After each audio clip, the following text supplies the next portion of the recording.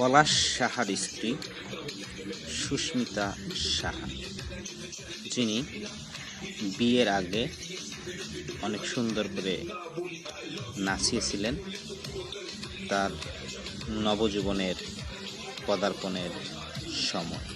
এ সময় তিনি অনেক আনন্দ এবং উল্লাস করেছিলেন, যেখানে তিনি নতুন করে সংসার পেতে যাচ্ছেন।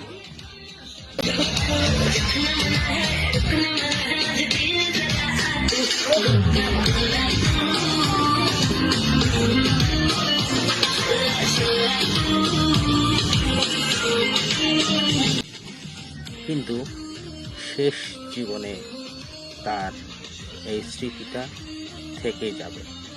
যখন তিনি বিয়ের পিঁড়িতে বসেন, কিছুদিন পর তিনি তার সংসার থেকে তার একমাত্র স্বামী পলাশ সাহাকে চিরদিনের জন্য হারিয়ে ফেলেন।